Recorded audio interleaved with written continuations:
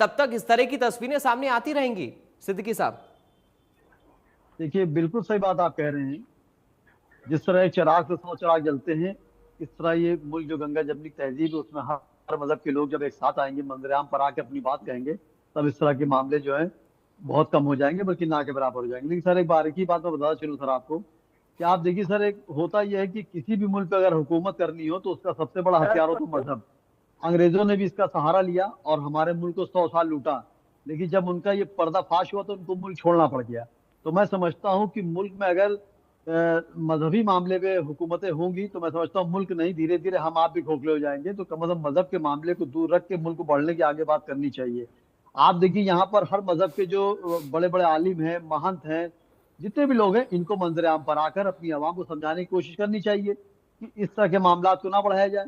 क्योंकि होता क्या, चंद लोग इस तरह की बातें कर देते हैं और फिर आप देखिए आपकी डिबेट भी सर बिल्कुल सही मौजूद जा रही थी, लेकिन जब पर्सनली मामले अटैक होने लगते हैं तो डिबेट दूसरा रुख चला जाता है हम्म। और बहुत अहम बात छूट जाती है। हम्म। सर देखिए हमारे नबी की जो बात है, शुरू में जब सब नबी वाली बात आई तो ये आया कि आई लव मोहम्मद के नाम पर ही मामला शुरू हुआ था। हम्म। ये तो फिर मामला धीरे धीरे ये हुआ कि उन पे बात नहीं है, दूसरे पे मामला है। लेकिन नहीं, शुरुआत सर वहीं से हुई थी कि आई लव मोहम्मद कहने पे हुआ था। लेकिन जब इतनी डिबेटें बढ़ी और मंजर आम पर बात आके पर्दाफाश हुआ कि नहीं आई लव मोहम्मद, जबकि मेरे भी सब मेहमान बैठे हैं, उन्होंने बात कही कि आई लव मोहम्मद सब कहते हैं, अगर मैं कह दूं आई लव राम तो क्या मैं हिंदू हो जाऊंगा, या अगर आप कहते हैं आई लव मोहम्मद तो क्या मुसलमान हो? ऐसा नहीं है। इस मुल्क जब आजाद, जब मुल्क हुआ था तो उसमें हिंदू भाइयों के साथ साथ मुसलमान भाइयों ने भी अपना खून को बहाया था, हम्म। दिया था।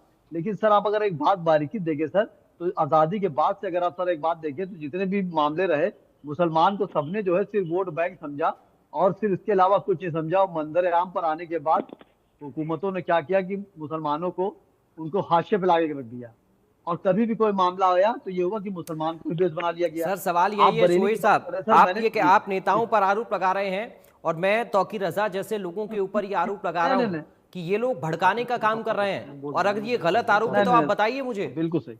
नहीं तो नहीं सर, आप आप ये देखिए कह रहे हैं मैं कि नेताओं नेता, को, नहीं नहीं आप देखिए मैं आपने नेताओं कहा को कि नेताओं आरोप ने नहीं लगा रहा हूँ, मुसलमानों को सिर्फ आरोप नहीं वोट लगा रहा बैंक हूँ, मैं समझा, अपनी बात कह रहा हूँ। लेकिन देखिए ऐसे नेता लोगों हो का सकता क्या है कल मैं ही, सर जो हो सकता लोग, है कल मैं ही नेता बन जाऊँ, सर सांसद बन शोएब जाऊँ, साहब, हम ही सिद्दीकी आपके साहब, नेता बनते हैं। मैं उसमें क्या जब ये जी पूरा मामला चल रहा था, मैं अपने संवाददाता के साथ लाइव ऑन एयर था और मैंने उन तस्वीरों जी में जी देखा कि वहां कम उम्र के बच्चे भी हैं जिनके हाथों में इस तरह के पोस्टर थे जिस पर आई लव मोहम्मद लिखा हुआ था। अब क्या ये गंगा जमुना बिल्कुल तहजीब की बीज उनके जी। अंदर बोया जा रहा है या नफरत का बीज उनके अंदर बोया जा रहा है? उनको ये क्या मैंने बताने सर की वो कोशिश की जा रही है कि हम मैंने धर्म के नाम पर लड़ेंगे, हाँ सर, मैं ज्वाइन कर रहा हूँ। हम अपने देखिए अपने सर धर्म मैं को इसमें बड़ा भाई, बताएंगे, तो फिर ये हिंदू मुस्लिम सिख ईसाई आपस में भाई भाई वाली लाइन कहां चली जाती है? सवाल यह है कि बिल्कुल ऐसे लोगों के खिलाफ एक बड़ी आवाज, एक बुलंद आवाज उठनी चाहिए जो मुसलमानों को भड़काने का काम कर रहे हैं और कौम को बदनाम कर रहे हैं। तौकीर रजा जैसे लोग देखिए इसमें शामिल हैं, और ये कोई पहला मसला नहीं है। तौकीर रजा ने ना जाने कितने ऐसे बयान दिए जो आवाम को भड़काने का काम करते हैं।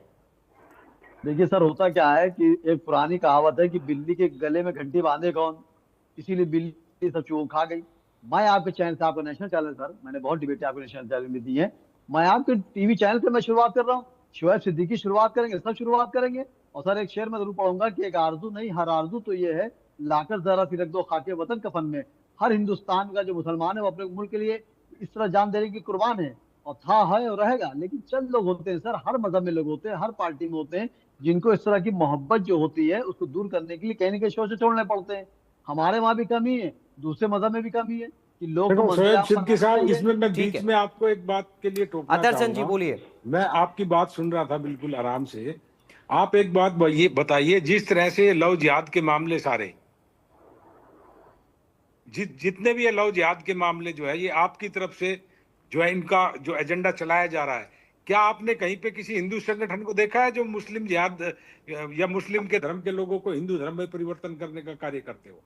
तो सबसे देखिए पहले सर, आप अपने लोगों की आलोचना कीजिए जो नहीं इस नहीं तरह नहीं के सर, गलत एजेंडे चला रहे हैं। उन्हीं एजेंडों से हमारा समाज बट रहा है, और एक्शन का रिएक्शन तो देखिए आएगा ही। अब ये धर्म परिवर्तन का जो विषय चल रहा है, अब जो हमारी ईसाई मशीनरीज हैं वो भी धर्म परिवर्तन में लगी हुई हैं, जो मुस्लिम मशीनरीज हैं वो भी धर्म परिवर्तन में लगी हुई हैं। क्या आप तो आपने सवाल किसी का हिंदू जवाब देने में मिशनरी भूल को गए इस हैं। काम में देखिए संतुलित देखिए देखा है आज तक? देखिए देखो बिल्कुल, वही बात आ जाती देखिए है। मैं आप, देखिए देखिए मैंने आप पे, देखिए मैंने किसी मजहब पे आरोप नहीं लगाया। देखिए मेरे नबी जिन पे ये बहस चल रही कई हफ्तों से, मेरे नबी ने फरमाया है मुल्क की वफादारी आधा ईमान है, और जिस मुल्क में रहो उसकी वफादारी करोगे, नहीं करते हो तो तुम्हें उसका भुगतना पड़ेगा। आप बिल्कुल सही कह रहे हैं, कोई भी लफ्ज़ जिहाद करता है, किसी मजहब का भी हो, वो गलत करता है और उसको सजा मिलनी चाहिए, इसमें कोई दो राय नहीं है। मैंने आप पे टिप्पणी नहीं करी, मैंने हमेशा सच का सामना किया सर, चाहे अदालत हो या जंग का मैदान। किसी ने भी अगर किसी मजहब को जबरदस्ती उसको बदलने की कोशिश करी है तो ठीक उसको है। सजा मिलनी चाहिए, वो किसी भी मजहब का हो। सर एक सेकंड, हम्म। और सर इस मुल्क जो मुल्क होता है सर, हेलो। माफी चाहूंगा सर, ये मुल्क जो होता है, हर मुल्क जो है सर क्या- संविधान से चलते हैं। संविधान के बाद सर दो चीजें आती है, शासनादेश और अध्यादेश। शासनादेश से चलता है मामला, अध्यादेश से चलता है। अध्यादेश अगर आप चलाएं या हम चलाएं वो गलत है। और जिस तरह बरेली घटना हुई है या इस मुल्क में जो माहौल चल रहा है, अगर संविधान से कोई अलग हट के जाएगा वो बख्शा नहीं जाएगा। और मेरे नबी ने मोहब्बत का पैगाम पहुंचाया है। और सर मैं आपको एक बात बताता चलूं सर, कि हमारे वहाँ जो था सर, नबी हमारे जो थे, उनको एक औरत बराबर उनके ऊपर कूड़ा फेंकती थी, और जब एक दिन कूड़ा नहीं पड़ा तो वो उसके घर गए उसकी खैरियत लेने के, आखिर वो कूड़ा फेंकते क्यों नहीं आए। तो हमारे नबी का इस तरह पैगाम था, अगर हम नबी को मानते हैं और नबी की बातों को नहीं मानते तो मैं मुसलमान ही नहीं हूँ। तो इस तरह मैं समझता हूँ आई लव मोहम्मद, मैं नहीं, मेरे कितने हिंदू भाई दोस्त हैं जो आई लव मोहम्मद कहते हैं। अभी 12 रबीउल अव्वल में हजारों हिंदू भाई मेरे साथ जलसे में गए थे। तो ऐसा नहीं, चंद और सस्ती शोहरत पाने के लिए गंगा जमनी की तहजीब को मिटाने की कोशिश करते हैं ठीक और है। सुरखुर होने मंजराम पर आते हैं। लेकिन मुझे उम्मीद है मुल्क के वजीर आजम नरेंद्र मोदी जी से और जितने भी रियासत के वजीर आला हैं 29 स्टेटों के, उनसे भी गुजारिश है कि निष्पक्ष जांच की जाए और जो लोग दोषी उनको बख्शा ना जाए, लेकिन निर्दोष को कोई कुछ तरह की तकलीफ ना दी जाए। और ये ठीक है। मुल्क जो है, जो हिंदू दिखाई दे, कि मुसलमान दिखाई दे, ठीक है। आंखें तरस रही कि इंसान दिखाई दे, ठीक है। इस तरह के मुल्क आगे ठीक चलना है, चाहिए। एक रिएक्शन बजरंग दास जी से, फिर मैं यश